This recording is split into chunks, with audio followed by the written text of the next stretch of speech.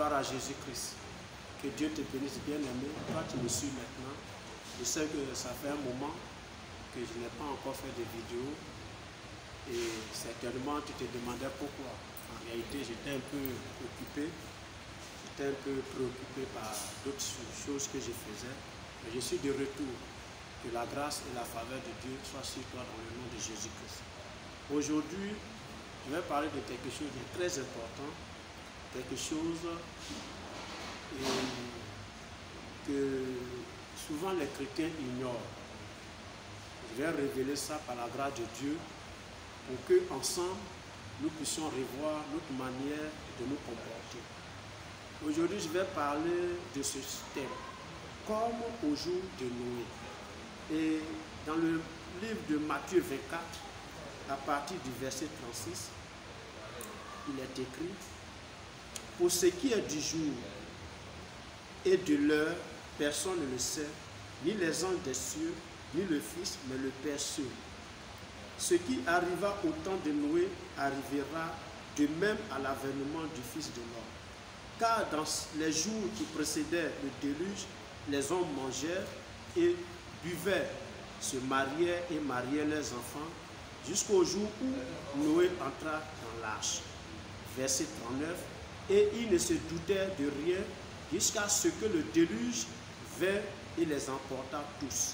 Il en sera de même à l'avènement du Fils de l'homme. Alors de deux hommes qui seront dans un champ, l'un sera pris et l'autre laissé. De deux femmes qui moudront à la meule, l'une sera prise et l'autre laissée. Veillez donc, puisque vous ne savez pas quel jour votre Seigneur viendra. Amen. Voici donc le texte. Ici, Jésus portait une exhortation de persévérance, sinon j'allais dire de prudence. Parce que lorsque nous donnons notre vie à Jésus, l'objectif pour lequel nous avons donné notre vie à Jésus, en réalité, c'est pour hériter le royaume des cieux. En réalité, c'est pour vivre éternellement avec le Seigneur. C'est vrai, nous sommes encore sur la terre ici, et étant sur la terre, nous avons des besoins. Nous avons besoin de travailler, nous avons besoin d'être en bonne santé, nous avons besoin de nous marier, nous avons besoin de faire des enfants, nous avons besoin d'avoir l'argent. Ça, c'est important parce que nous en avons besoin pour vivre de façon aisée ici-bas. Mais depuis que nous donnons notre vie à Jésus, nous devons comprendre que nous espérons que nous serons pris lorsqu'il sera de retour. Parce que Jésus revient bientôt. Et c'est pourquoi ici, je dis comme au jour de Noé. Comme au jour de Noé, qu'est-ce qui s'est passé au jour de Noé? Nous allons voir cela dans le livre de Genèse 6. Genèse chapitre 6. Genèse c'est dans l'Ancien Testament. On va chercher le chapitre 6 pour voir qu'est-ce qui s'est passé au jour de Noé. Parce que c'est Jésus. Jésus fait allusion aussi ici au jour de Noé. Qu'est-ce qui s'est passé au jour de Noé? Bien aimé, Genèse chapitre 6 et on va lire du verset 5 au verset 13. Et je lis: l'Éternel vit que la méchanceté des hommes était grande sur la terre et que toutes les pensées de leur cœur se portaient chaque jour uniquement vers le mal. L'Éternel se repentit d'avoir fait l'homme sur la terre et il fut affligé en son cœur. Et l'Éternel dit: j'exterminerai de la face de la terre l'homme que j'ai créé, depuis l'homme jusqu'au bétail, aux reptiles et aux oiseaux du ciel, car je me répands de les avoir faits. Le verset 8. Mais Noé trouva grâce aux yeux de l'Éternel. Voici la postérité de Noé. Noé était un homme juste et intègre dans son temps. Noé marchait avec Dieu. Noé engendra 3 fils, Sem, Cham et Japheth. Le verset 11. La terre était corrompue devant Dieu, la terre était pleine de violence. Dieu regarda la terre et voici, elle était corrompue. Car toute chair avait corrompu sa voix sur la terre. Alors Dieu dit à Noé: la fin de toute chair est arrêtée par devers moi, car ils ont rempli la terre de violence. Voici, je vais les détruire avec la terre. Alléluia. Au jour de Noé, voici ce que nous venons de voir. La violence, le péché avait accru. Les gens faisaient ce qu'ils voulaient. Les gens menaient la vie de désordre. Il menait la vie que Dieu n'aimait pas. Il vivait comme Dieu ne le souhaitait pas. Et cela, regardez un peu, Dieu, pour la première fois, je lis dans la Bible, Dieu est en train de se repentir d'avoir fait quelque chose. Dieu a créé l'homme à son image et selon sa ressemblance, mais Dieu se repent ici d'avoir fait l'homme et de l'avoir placé sur la terre. Comprenez combien de fois le cœur de l'homme était devenu très méchant. Comprenez combien de fois le cœur de l'homme était véritablement, c'est-à-dire méprisait son créateur. L'homme faisait ce qu'il voulait et chaque jour ses pensées étaient portées vers le mal. Et Dieu a arrêté par devers lui qui devait détruire l'humanité. Alléluia. Mais la Bible dit que Noé a trouvé grâce aux yeux de Dieu. Et Dieu va lui donner un projet. Dieu va lui demander de construire une arche, un grand bateau. Alléluia. Et ce bateau-là, selon l'histoire, Noé a mis 120 ans pour construire ce bateau. 120 ans, je vous dis bien amen. Mais pendant ces 120 ans, quand bien même il expliquait à ses contemporains que Dieu a décidé de faire tomber la pluie et qu'un déluge allait s'abattre sur la terre pour détruire les hommes méchants, les gens ne croyaient pas. Les gens faisaient ce qu'ils voulaient. Et je suis convaincu que les gens même se moquaient de lui. Les gens même le ridiculisaient. Les gens trouvaient même qu'il était bête, qu'il était fou. Comment quelqu'un peut mettre 120 ans en train de construire un bateau? Alléluia. Bien aimé, 120 ans, ça ne les a pas interpellés. Ils pouvaient se dire, ah, c'est vrai, on dit que Noé est bête. On dit qu'il est fou. On dit qu'il est ci, il est ça. Mais quelqu'un qui persévère dans une voie, c'est que quelque part, il y a une révélation divine derrière. Ressaisissons-nous, écoutons-le et essayons de faire ce qu'il nous demande de faire. Mais personne n'a pris garde à ce que Noé faisait. Personne ne s'est soucié de cela. Et qu'est-ce qui est arrivé? Le déluge les a surpris. Et même, tenez-vous bien, ceux qui sont rentrés dans la hache, ce n'est pas seulement Noé et sa famille. Il y a eu les animaux qui sont rentrés. Dieu lui-même a procédé au tri des animaux qui devaient rentrer. Il devait rentrer deux, un mâle et une femelle.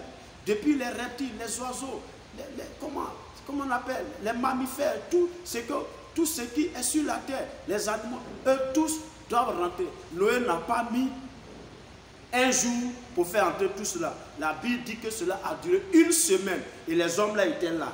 Ils regardaient, ils observaient. Et Noé le faisait. Jusqu'à ce que Dieu lui-même a fermé la porte de ce bateau-là. Et quand il a fermé la porte de ce bateau, la pluie est tombée. Et jusqu'à ce que le déluge s'est abattu sur eux et ils sont tous morts. Et Jésus, prenant la parole, dit que c'est ce qui va arriver au temps de son retour, à son avènement. Quand lui va revenir là, c'est ce qui va se produire. Aujourd'hui, qu'est-ce que nous constatons? Quand tu dis à quelqu'un, Jésus revient bientôt, même ceux qui viennent à l'église, même ceux qui confessent Jésus, même ceux qui croient que Christ est leur Seigneur et Sauveur, ne croient même plus au retour. Et à des moments même à l'église, quand tu dis à quelqu'un, on a bientôt, il dit, j'espère que ce n'est pas le bientôt de Jésus là. Puisque ça dure, depuis des millénaires, Jésus dit, il revient bientôt, on ne le voit pas venir. Alléluia. Et ça là, ça fait que les gens commencent à mener les vies qu'ils mènent. Ils sont dans le désordre. Ils mènent la vie d'immoralité, d'impudicité. Quand bien même dans les assemblées, quand bien même dans les églises, on leur prêche le retour de Jésus, ils ne prêtent plus trop attention. Et si ceux qui viennent à l'église ne prêtent même pas attention à cela, à plus forte raison, ceux qui ne sont pas chrétiens. C'est difficile. Quand tu dis à quelqu'un Jésus revient bientôt, ça le fait sourire, ça le fait ricaner. Il pense que tu es en train de t'amuser. Alléluia. Et aujourd'hui, c'est ce qui se passe. Aujourd'hui, quel est le souci de l'homme? Travailler, avoir l'argent, se marier, faire des enfants, voir ses enfants grandir, préparer leur avenir et demain quand ils sont grands, chercher à les marier. C'est ça. Les gens mangent, ils boivent pour se faire plaisir, ils font des fêtes, ils se font plaisir. Même les funérailles aujourd'hui, c'est devenu des lieux de plaisir. On veut, on mange, on boit, on danse. C'est les lieux de funérailles. Mais c'est comme si c'était une fête. Les mêmes éléments qu'on retrouve dans les fêtes, on les retrouve dans les funérailles. C'est ça le souci de l'homme. Et l'homme court chaque jour à gagner de l'argent. L'homme court chaque jour à travailler. Tout cela pour faire du bien à sa chair, pour faire du bien à ses muscles. Il se marie pour faire du bien à sa chair. Il marie ses enfants parce qu'il veut voir ses petits-enfants. Ah, il faut te marier, maintenant tu me donnes mes petits-enfants. Ah, je ne vais pas mourir sans connaître les petits-enfants. Marie-toi. Donc on marie nos enfants. Mais malheureusement, la Bible dit, de la même manière l'insouciance avait gagné les contemporains de Noé, ainsi l'insouciance est en train de gagner les contemporains aujourd'hui. Quand bien même qu'on leur annonce que Jésus revient bientôt, ils ne croient pas. Alléluia. Mais Jésus dit que son avènement là, il viendra comme un voleur pour surprendre les gens. Et quand il va arriver c'est au son de la trompette. Au son de la trompette d'un archange. La Bible dit que tous ceux qui sont morts dans le Seigneur ressusciteront le premier. Ils auront l'oreille pour comprendre, pour entendre le son de cette trompette-là. Et les vivants, seuls les chrétiens vivants à cette époque-là pourront être enlevés également. Mais il y aura des personnes qui ne pourront pas entendre le son de cette trompette parce qu'elle n'est pas destinée à eux. Bien-aimé, ressaisis-toi. Toi qui m'écoutes et que tu dis que tu es chrétien, ressaisis-toi. Jésus revient bientôt. Comme au jour de Noé, ainsi sera l'avènement du Seigneur Jésus-Christ. Ressaisis-toi, arrange ta vie. Regarde, les temps sont mauvais.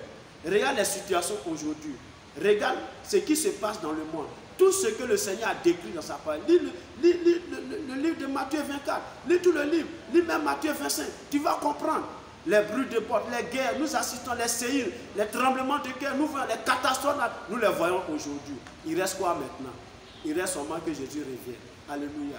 Prépare-toi à la rencontre du Seigneur. Prépare-toi à la rencontre du Seigneur. Bien-aimé, je t'interpelle. Prépare-toi à la rencontre du Seigneur. Mais toi qui n'es pas chrétien et qui suis cette vidéo maintenant, je suis en train de t'interpeller. Ne crois pas que quand on dit Jésus revient bientôt, c'est du bluff. Ce n'est pas du bluff. Jésus va revenir effectivement.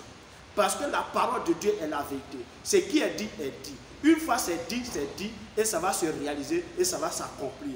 Tu seras surpris. Au moment où tu seras dans un couteau-coudron, c'est en ce moment que tu seras surpris. Quand tu seras dans un maquis, tu seras surpris. Quand la trompette va sonner, les gens seront priés, tu vas rester, et tu auras tes yeux pour prier, pour pleurer. Et c'est là Jésus dit, il y aura des graissements de dents et des pleurs. Ressaisis-toi bien, aimé. Que Dieu te bénisse. J'espère que ce bref message t'a fait du bien. Si ça t'a fait du bien, alors il faut liker, il faut partager, il faut aussi t'abonner à cette chaîne et invite des amis à cette chaîne pour qu'ils s'abonnent à cette chaîne de pain de vie et aussi longtemps tu agiras ainsi. Le Seigneur te bénira au nom de Jésus. Que Dieu te bénisse, nous sommes à la prochaine.